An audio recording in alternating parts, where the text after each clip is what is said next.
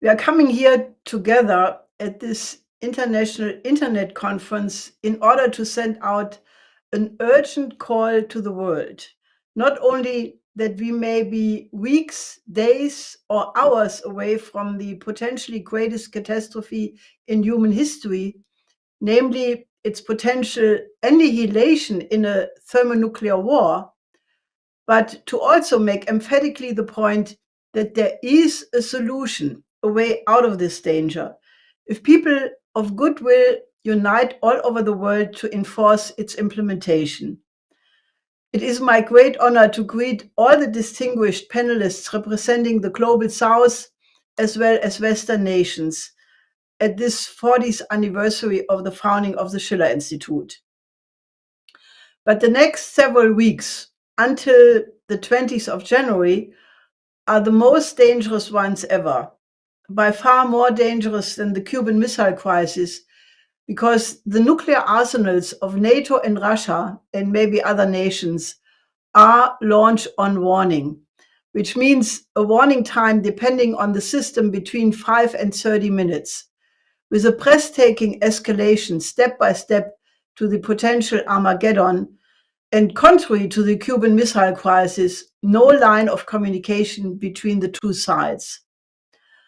While President Biden, until recently, refused to allow Ukraine the use of ATACMS missiles for strikes deep into the territory of Russia, for the expressed fear that this would mean a direct military confrontation between the United States and other NATO states and Russia, less than 2 weeks after the election victory of Donald Trump on November 17th, he gave that permission, which was then promptly used by Ukraine on November 19th for strikes against the Russian regions of Kursk, which Ukraine had invaded on August 3, and Bryansk, totally ignoring the fact that Putin had updated the Russian nuclear doctrine end of September. In this doctrine, it states in point 11 that, quote, aggression against Russia and or its allies by any non-nuclear state with the participation or support from a nuclear state will now be considered a joint attack, quote, end. Now, the United States and NATO were de facto in a state of war with Russia. That did not prevent Admiral Thomas Buchanan of the US Stratcom to declare in Washington on November 20th in an event with the title Report Launch Project Atom 2024 of the US CSIS that the United States would be ready for a nuclear exchange if the global leadership role of the United States was at stake. The next day, on November 21st, Russia fired the new hypersonic medium-range missile, the Oreshnik, on the Yuzhmash weapon factory in the Ukrainian city of Dnipro. President Putin, addressing a conference of the Collective Security Treaty Organization, CESTO, in Astana, said the following about this strike. Dozens of warheads, self-guided unit attacks the target at a speed of 10 Mach, 10 times the speed of sound. This is about 3 kilometers per second. The temperature of the striking elements reaches 4,000 degrees. If my memory serves me right, Putin noted the temperature on the surface of the sun is 5,500 to 6,000 degrees. Therefore, everything that is in the epicenter of the explosion is divided into fractions, into elementary particles. Everything turns essentially into dust. The missile is capable of destroying even heavily fortified structures and those located at considerable depths. With other words, Putin described the impact of the development of several Oreshnik missiles at once as being as powerful in terms of its destructive power as a nuclear weapon. Immediately, various Western experts were rushing to downplay the power of this new weapon as being negligible and nothing special. But that misses the point made by Russian military experts who insist that if the Oreshnik is used in a concentrated massive strike using several Oreshnik missiles simultaneously, then the result is comparable to a nuclear weapon. But it is a non-nuclear weapon that can be deployed at almost Mach 11 and therefore cannot be intercepted by NATO forces. It is hitting its targets with kinetic energy with such a high speed that it gets converted into thermal energy, which produces an expanding mass of superheated vapors with an energy density similar to TNT. It creates craters like a meteor at high speed. The hypersonic characteristics of this new weapon means that its designers employed the physics of hydrodynamic shock waves. It is typical of the usual denial by certain forces in the West that Putin is bluffing, that there are no red lines, etc., to dismiss the crucial characteristics of the Oreshnik, namely that it cannot be classified as a weapon of mass destruction. It demonstrates exceptional precision, and when used in combination with other newly developed weapons Russia has not yet demonstrated but hinted to, it can achieve the power approximating that of a nuclear weapon, but contrary to those, does not produce a nuclear fallout. But the Oreshnik surprise hints beyond its immediate application to another fascinating potential. When the world was threatened already once with nuclear extinction during the middle-range missile crisis beginning of the 80s, when the Pershing II and the SS-20 were likewise directed against each other with a forewarning time of only 4 to 8 minutes, Linda LaRouche developed the proposal which became known as the SDI after President Reagan adopted it as official US strategic policy announced in a TV address by him on March 23, 1983. It essentially was the idea that both superpowers, the United States and the Soviet Union, would jointly develop new technologies based on new physical principles to make nuclear weapons technologically obsolete. LaRouche's proposal included the concept of using these new technologies as a science driver for the civilian economies of both sides and a joint gigantic technology transfer to the developing sector in order to overcome the underdevelopment, and it was a comprehensive design to overcome the bloc formation in favor of a cooperation in the mutual interest. This proposal was rejected at the time by Moscow with the argument that it would bring the West more advantages than the Soviet Union. But the idea to make nuclear weapons technologically obsolete obviously was an element in the approach when Putin announced a variety of new weapon systems in his annual state address on March 1st, 2018, where he presented videos and animations of nuclear-fueled cruise missiles, hypersonic cruise missiles, and a new ICBM system, the RS-28 Sarmat missile, which is called Satan in the West because of its enormous destructive power. It is supposed to have 10 independently targetable re-entry rockets and up to 15 nuclear warheads. There is the concept of arms control treaties as an effort to prevent a nuclear holocaust. But as we have seen in the last 23 years, that only functions if both sides honestly agree to the agreement. Practically, every single disarmament treaty between the major powers has been cancelled. LaRouche's concept, which was backed by Reagan until the very end of his presidency, was to make nuclear weapons technologically obsolete. The development of the Oreshnik is essentially a step in that direction, even if the present speed of almost Mach 11 is not yet sufficient to parallel the impact of a nuclear weapon. But this is in all likelihood not yet the end of the research employing the principle of shock waves in hypersonic missiles. when these missiles at a higher speed will surpass the effect of a nuclear weapon, most probably in combination with other technologies, those nuclear weapons could become obsolete. When the warring parties of Europe in the 17th century realized that after 150 years of religious war, and 1/3 of the people, villages, animals, etc., had been destroyed, they realized that nobody would be alive to enjoy the victory if they kept fighting. They sat down at the negotiation table in Münster and Osnabrück, and after 4 years agreed on the Peace of Westphalia.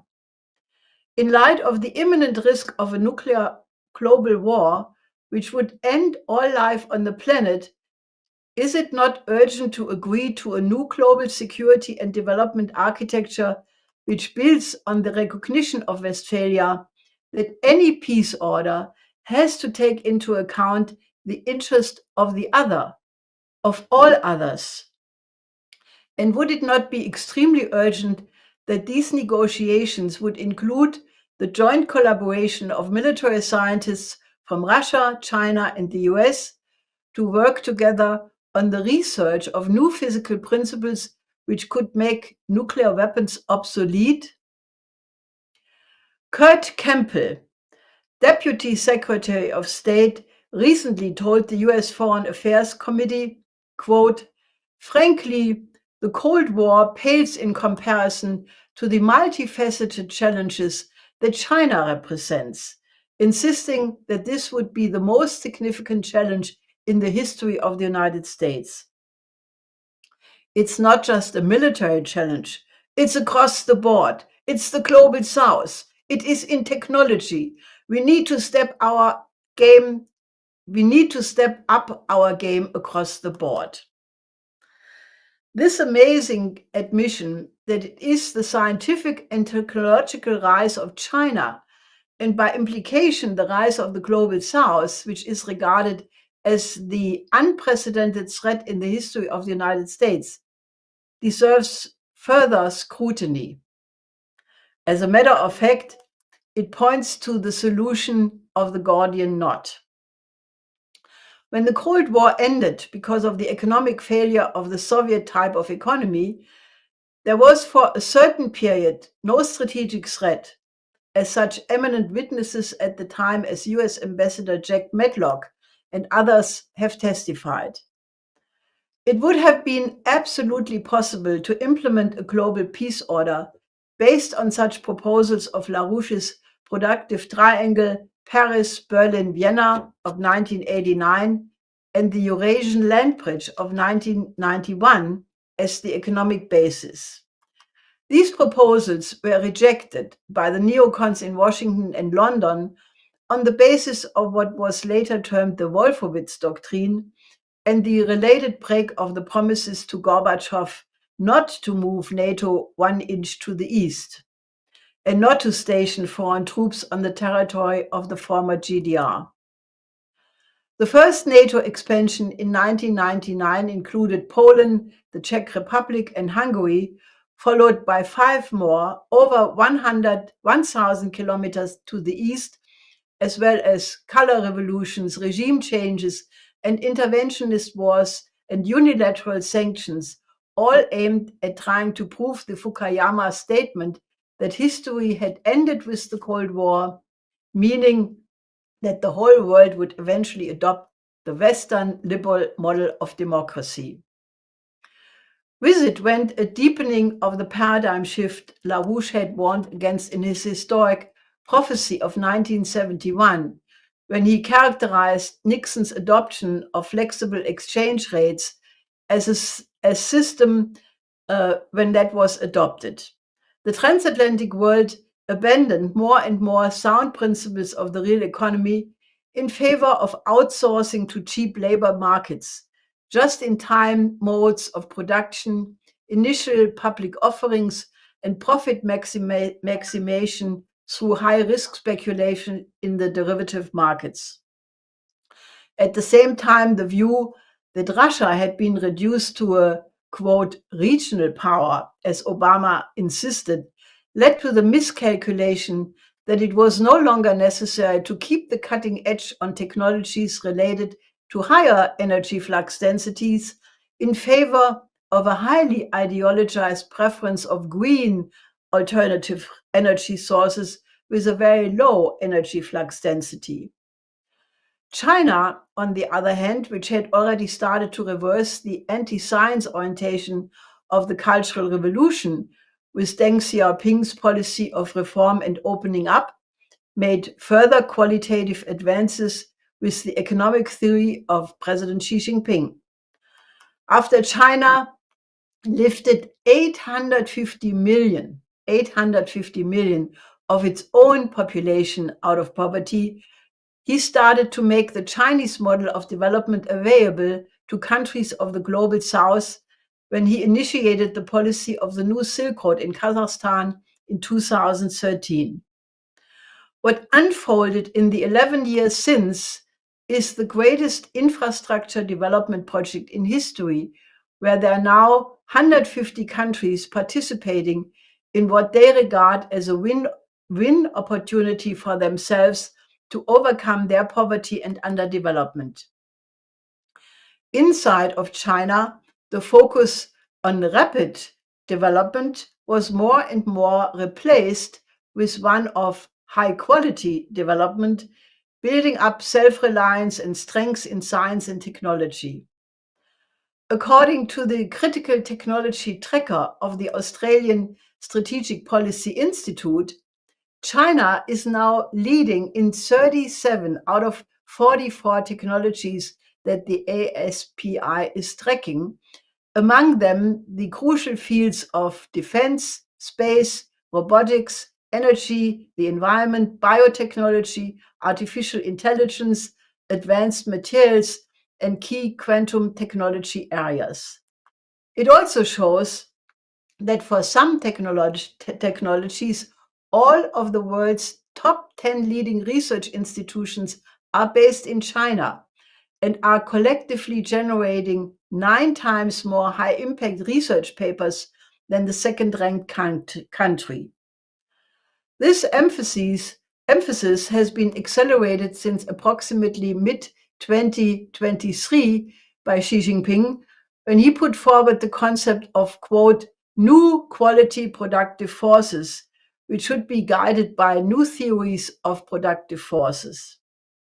He demands that revolutionary breakthroughs in technologies should hasten the birth of new quality productive forces, which give rise to new industries, new business models, and new growth drivers.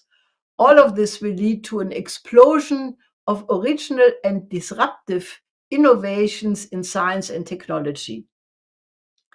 Xi Jinping does not give it that name, but when one looks at the result of the, quote, explosion of disruptive technologies, it is very obvious that he has arrived at essentially the same economic science as my late husband, Lyndon LaRouche, which the video clip in the beginning was pointing to.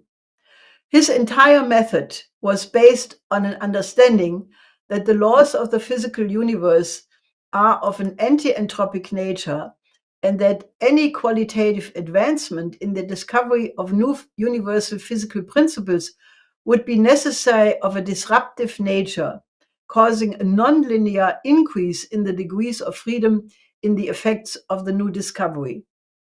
The measuring rod, if such a discovery would be useful for the long-time survivability of mankind, was his notion that it had to lead to a higher relative potential population density.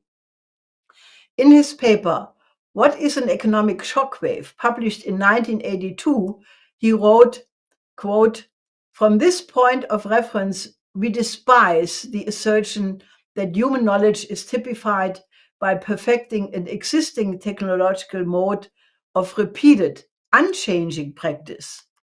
To the extent that we merely repeat more rigorously the same technology, mankind dies.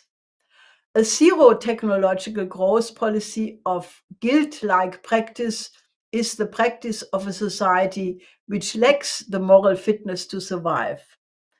We must despise notions respecting knowledge which bear upon the measurement of repeatable actions.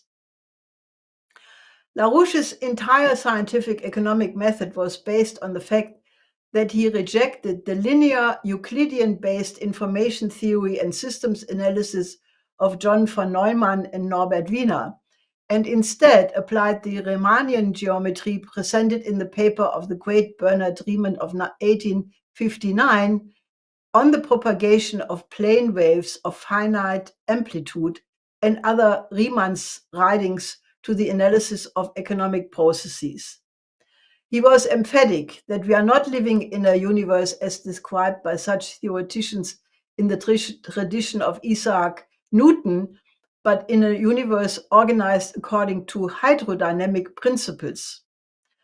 It is an irony of history, if you will, that in the two existential fields of military science and economics, it is those nations who apply the principles which LaRouche emphasized prove to be superior, while those who cling to the axioms of the Euclidean, Aristotelian, Newtonian outlook are failing. Would it not be about time to investigate the epistemological reasons for that, the LaRouche science? We are at a point of decision for the existence of humanity. In Ukraine, it's either the immediate peace negotiations or escalation to a nuclear conflagration. In Gaza, humanity is judged in front of a world court, and the verdict is devastating. We allow a genocide to go on in front of the world's eyes. The entire Southwest Asia about to go up in flames. South Korea, Georgia, Romania, all are the scene of the battle of world powers. We are confronted with the moral test of humanity to survive. We either put a new paradigm on the agenda, which puts the concept of the one humanity first and allows national interest only in cohesion with the interest of that one humanity, or we may not make it as a species. Let us reject the barbaric conceptions of Carl Schmitt, who maintained that the essence of politics would be the division into friends and enemies, and who foolishly saw the political sovereignty as having the power to decide on the exception in a declared state of emergency. Let us reject the idea that relations among nations are a zero-sum game where one will be on top and the other one loses. We are human and not wild animals. The way out of this existential crisis is actually very simple. We must convince the nations of the collective West to abandon their Eurocentric arrogance and cooperate instead with the nations of the global South, who are the global majority of 85% of the human population, in building a just new world economic order based on the 5 principles of peaceful coexistence and the UN Charter. In order to do that, we have to abandon finally all oligarchical axioms in our thinking and replace them with the philosophy of the coincidentia oppositorum, the coincidence of opposites of Nicolaus of Cusa, which enables us to think of humanity as the higher one, which is of a higher power than the many. We must make the spirit of Beethoven's 9th Symphony our guiding star, where he set to music the Ode to Joy of Friedrich Schiller. All men will become brethren, because that is what it means to be human.